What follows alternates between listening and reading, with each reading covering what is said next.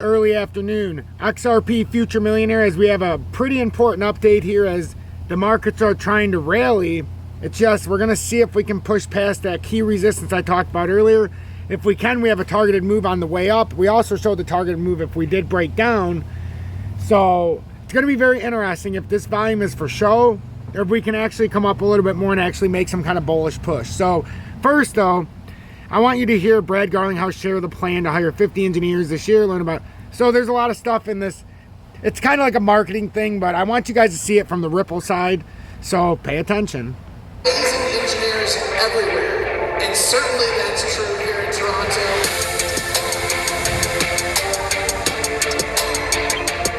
Toronto is a community we have been partnered with for quite some time, and we have seen the excellent engineering talent here, which is why we're opening our engineering hub here in Toronto. I think you're probably all aware we plan to hire 50 people this year with an intent of adding maybe 100 or 200 in the years ahead. Ripple is developing a lot of financial solutions using cryptocurrency and tokens, so I'm interested in the company. I'm really excited to see that Ripple is growing in Toronto. I've been trying to get into this space for a long time. Our engineering teams aren't gigantic, but there's still enough people there we're able to work with in highly effective teams, and your ideas and contributions have a significant impact at scale. I've had opportunities within my team to contribute to multiple projects simultaneously, which is almost unheard of. Ripple is still in a strong position to continue on further growth, and that is why we're opening up the Toronto office. It isn't just about the decentralization of assets. Talent is becoming decentralized. Only when we have a diverse culture can we actually evolve products that are borderless.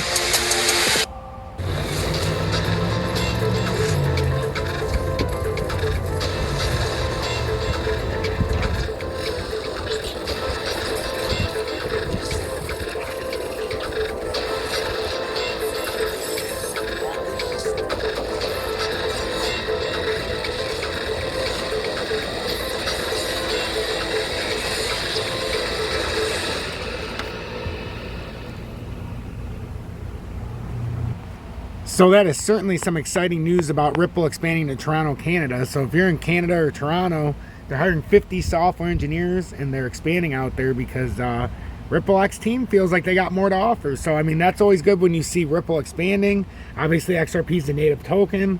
So it's very exciting to see Brad Garlinghouse talking about that kind of stuff. He announced the expansion of the Toronto, Canada office in that little thing. You know, it was a little publicity there, but at the same time, I like what I'm seeing with all the expansions outside of the US. The USA is just slacking, guys, and they're, you know, we just have, it is what it is. We have to deal with what we have to deal with. So now with Ethereum, this is a good way to look at things. It bounced back up over the 200 day. So we were talking about earlier, are we going to get rejected at the 200 day or end up over the 200 day if we were to make a push up? Right now, when you see this, this is bullish. This is very, because that means we're probably going to build a bullish handle on Ethereum. And yes, I started with Ethereum, but there's a reason why. Ethereum has been ahead in most cases in the last couple days, in the last couple weeks.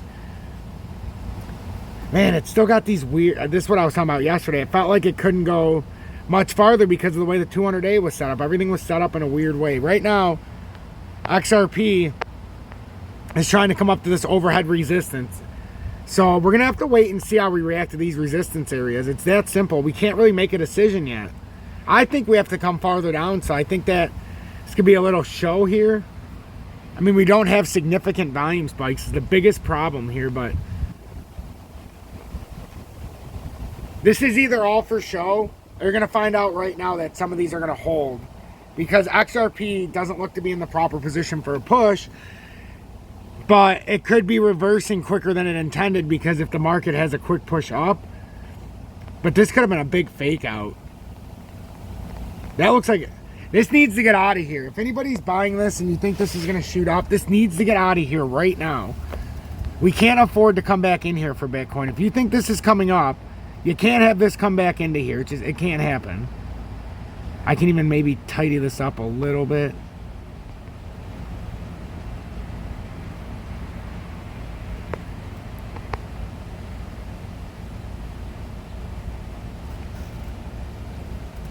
Something like that, but it can't come back down here. This needs to finish this breakout. This has to finish. So even if we did something like this, this has to finish the breakout. I would say it's better like this, but this is going to have to finish this breakout. The problem is if this is an actual breakout attempt here, we've got to maintain this. We don't want to come back. You do not want to come back down here. You just don't. You want to continue this push up. So, I don't know, man. This looks kind of fucked. This needs to maintain a volume flow here. That's going to be too confusing if I leave this chart up. Because we already know we have to come back in that area to back test anyhow in the uptrend at some point. This is that uptrend. We're going to have to come back down there. It's just where. I guess we could have come up here, but it still wouldn't have hit it.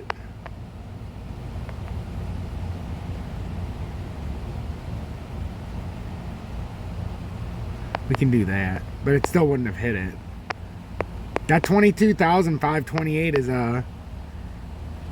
man, we don't want to come back down now that we had this little move out. If we come back down now, let's look how the short-term RSI is. Ooh. It's an overbought now. We're gonna go look at the DXY, because earlier the DXY looked like it could make a pump. And I would almost dare say it's consolidating right now.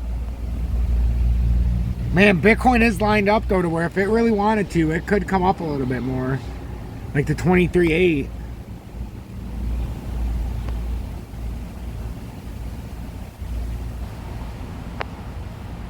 XRP's trying to hold the 200.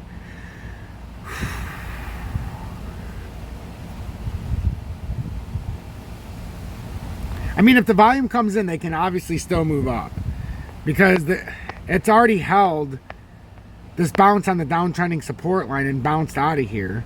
So now the next logical thing would be if it hits this resistance at like 38.112 or 38.15. See what XLM is looking like. XLM started a bearish cross. I mean, XDC started a bearish cross. I don't know why I said XLM. XDC. And we're getting rejected at the 20-day. So unless this is a fake out and it does exactly what the rest of the market did, this is almost showing us like it's ahead in a sense. But they all came down here and they never broke this key support. The uptrend on here is 0.275. So if you're watching this, you're looking to see if this ends up playing as some kind of reversal into the next candle. So if this candle ends at like 287, you know, it might be starting a reversal. Even if it's up here, you just don't want it to end below 283. You want it to end somewhere up here so that this could maybe start to become a reversal and a fake out. But that doesn't look good. XLM came right back up into this short-term symmetrical triangle and it hit this as support now. See, it did exactly what XRP did. We're just running out of steam here and we don't have volume. So I'd be looking at 11.8, what is this? 11.87 for XLM. And this very well just could be a back test. We're getting back into that pattern. It's just, it needs a little more power here. It's going to fall right back through if this is all the finesse it has. We need a little volume spike if we're expecting this to continue to go a little bit higher. DGB came all the way down to reverse back up. Now it's at the 200-day. We got major pattern decisions here. We're at a very, very key resistance levels. And we are almost on head and shoulders patterns, it looks like. So, problem is there's a couple different targets here. I don't want to keep this. I mean, we have the target up there, but I don't want you guys to have to stare at an arrow until we get up in that range. But that's assuming we had a massive breakout. Now we've come back over here, so if we can hold 1129, maybe we could avoid coming back to the 1039 level. But this looks like it could be building a head and shoulders, so let's pay attention. Let's not be stupid. I'm going to release this update because there was a lot of information here. Make sure to join my live stream on YouTube. I started yesterday, 7:30 to 8 p.m. I'm going to start doing it daily, half hour, and then it leads right into my 8 o'clock live stream on Twitch. I think that I can run them simultaneously as long as I start the YouTube one first. So we'll see what happens. But I think yesterday it actually, I'll have to check today, but make sure you watch the live stream on YouTube. It's 30-minute rapid fire. We talk about XRP, Bitcoin if we have to, XLM, DGB, the main stuff, the ISOs. You guys can ask questions, and we got a half hour to go back and forth. So just pay attention to this, the uptrend here. If we get rejected, first line of support would be 1124, and then you'd come back somewhere around 1111 and see if we can hold this newly formed uptrend. If not, we come back down here to 1025, and then ultimately back down to 986, and then we could possibly go much further. But we have to see if we continue these uptrends, because we have time in between these stupid Fed meetings. So what ends up happening is we get a little bit of uncertainty. People speculate, and what does everybody who likes to gamble do? They throw their money at blind darts, you know? So XRP Future Millionaire, hit that motherfucking like button. Join Tom's Army for $9.99 a month. And you get this telegram. It's absolutely phenomenal. Phenomenal. So, you get a lot of stuff in here, guys and gals. It makes it absolutely worth it. Stay blessed.